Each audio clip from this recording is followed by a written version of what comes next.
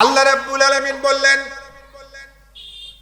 লা ইয়ানালাল্লাহু লুহুমুহা ওয়ালা দিমাউহা ওয়ালাকিন ইয়ানালুহুত তাকওয়া মিনকুম কাযালিকা সাখখারাহা লাকুম লিতুকাব্বিরুল্লাহা আলা মা হাদাকুম ওয়া বাশশিরিল মুহসিনিন। আল্লাহু আকবার বলে। মুসলমান ভাইরা আমার, এই আয়াতে কারিমাটা সূরা হাজের 37 নম্বর আয়াত। এই আয়াতে কারিমার শানে নজুল।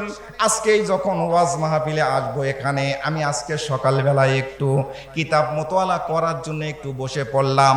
আমার এলাকার মধ্যে মাহফিল, কোন বিষয়টা নিয়ে আলোচনা করা যায়, কোন বিষয়টা নিয়ে আলোচনা করলে আমার বাবাজিরা, আমার আব্বুরা সহজে বুঝবে, আমলের একটু কথা বলার জন্য নিয়ত করে এখানে এসেছি।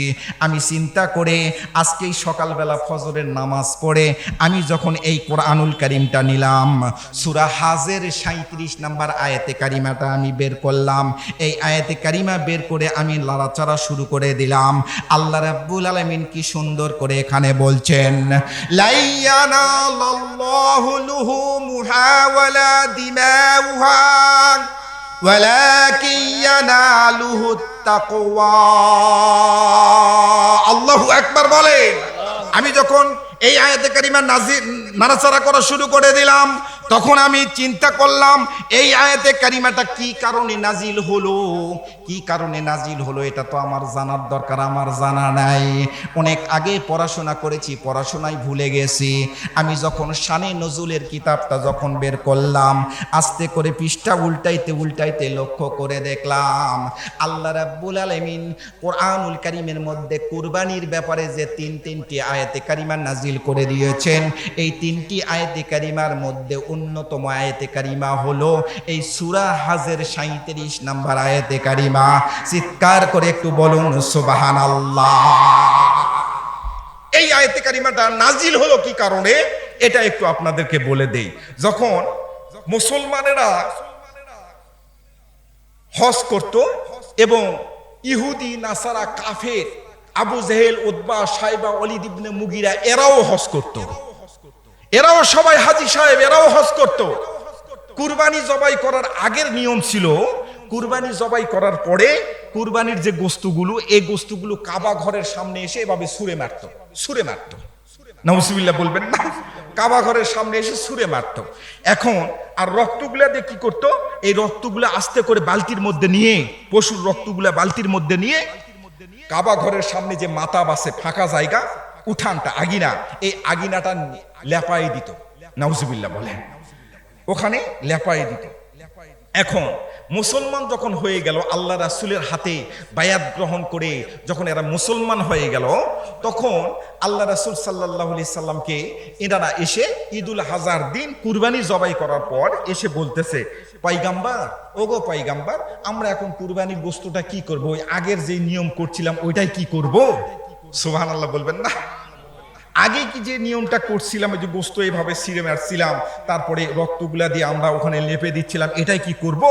আল্লাহ রাসূল সাল্লাল্লাহু আলাইহি সাল্লাম কোনো জবাব দিতে পারেন না, তিনি চুপ করে আছেন। মানে প্রশ্নটা করছে তো খুব ইন্টেলেকচুয়াল একটা প্রশ্ন, কি করব এখন? তখন উনি চুপ করে বসে আছেন। রব্বে কারীমের পক্ষ থেকে যতক্ষণ পর্যন্ত কোনো প্রশ্নের উত্তর না এসেছে, পয়গম্বর আলাইহিস সালাতু ওয়াস সালাম কোনো প্রশ্নের উত্তর নিজের থেকে কখনো দেন নাই। চিৎকার করে বলেন আল্লাহু আকবার। মুসলমান ভাইরা আমার, কিছুক্ষণ পর আবু বকর সিদ্দিক রাদিয়াল্লাহু তাআলা আনহু কিতাবের মধ্যে দেখলাম, আজকে সকালবেলা কিতাবের মধ্যে দেখলাম হযরতে আব্বাস রাদিয়াল্লাহু তাআলা আনহু থেকে বর্ণিত, তিনিও ওই মজলিসের মধ্যে ছিলেন। আব্বাস রাদিয়াল্লাহু তাআলা বর্ণনা করেন, আল্লাহর পয়গম্বর আলাইহিস সালাতু ওয়াস সালাম কিছুক্ষণের মধ্যে মুখটা আস্তে করে উত্তোলন করলেন, মৃদু একটা হাসি দিলেন। সকলেই বলেন সুবহানাল্লাহ। আল্লাহর পয়গম্বর জানাই দিলেন, ওগো সাহাবীরা, এইমাত্র জিবরাইল আমার কানে কানে জানাই দিল কোরআনুল কারীমের আয়াত নাজিল হয়ে গেছে, লা ইয়ানালাল্লাহু লুহুমুহা ওয়ালা দিমাউহা ওয়ালাকিন ইয়ানালুহুত তাকওয়া।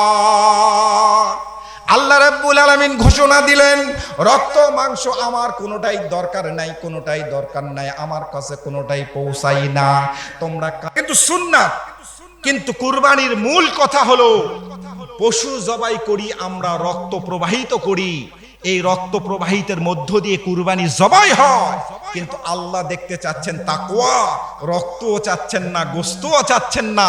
আল্লাহ রাব্বুল আলামিন চাচ্ছেন তোমরা এই চার পাওয়া বিশিষ্ট পশুর সঙ্গে সঙ্গে তোমাদের মনের ভিতরে যে পশুটা আছে এই পশুটাকে কুরবানি করতে পারছো কিনা। এই পশুটাকে যদি কুরবানি করতে পারো তাহলে আমার সার্থকতা, আমার কুরবানির সার্থকতা।